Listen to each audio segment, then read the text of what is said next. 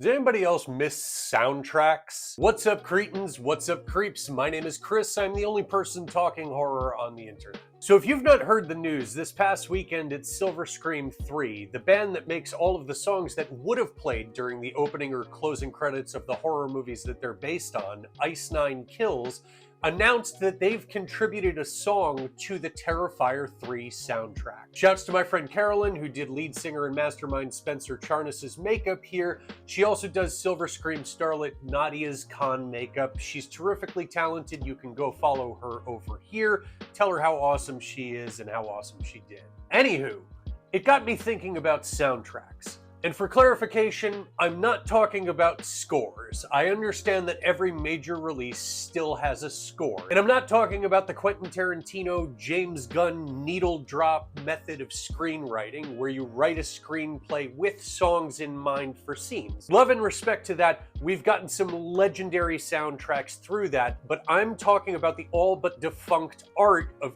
getting artists to contribute to a collection of music that becomes both about and synonymous with the film. Barbie is really the most recent time that it's happened, and look at the reception that that soundtrack had, right? Shit was huge, jam-packed with singles. That used to happen all year round. And what was the most recent one prior to that?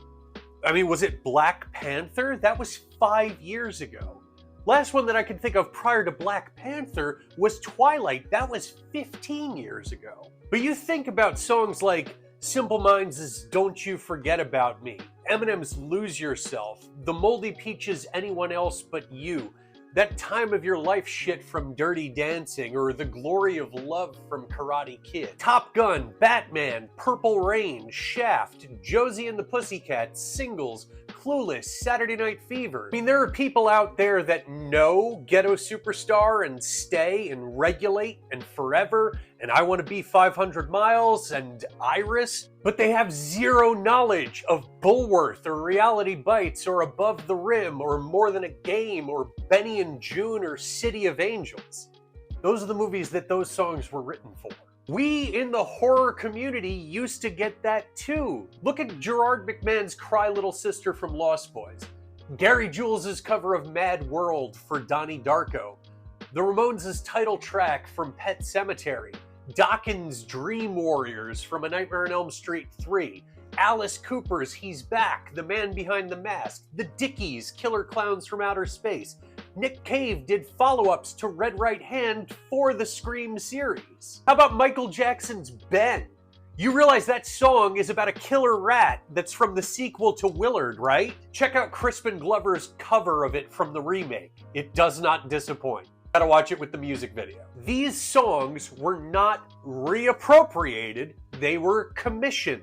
They exist for these movies. The entire soundtracks to The Crow, Saw, Freddy vs. Jason, Trick or Treat, 1986, not Mike Dougherty, Strangeland, there's plenty more. Lovers, The Dreamers, and Me don't find the Rainbow Connection without Paul Williams first writing the music for Phantom of the Paradise. Members of Rage Against the Machine, Alice in Chains, Jane's Addiction, Collective Soul, and Porno for Pyros formed the short-lived band Class of 99 just to make music for the Faculty soundtrack. That's a supergroup band that exists for a horror movie soundtrack. AC/DC to this day outright refuses to put out a greatest hits album, but they did allow their hits to be collected with some new songs for the album Who Made Who. Do you know why Who Made Who exists?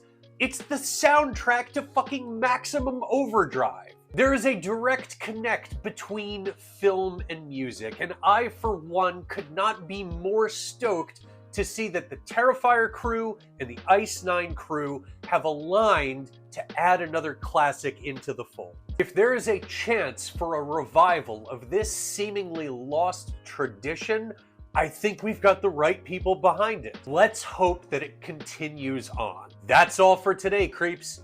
Do all these things over here. Let me know what your favorite soundtrack songs are, horror or otherwise, right over here. And as always, this is all just a matter of opinion. See the movies yourself, make your own decisions. remain critical, support horror, and music in horror.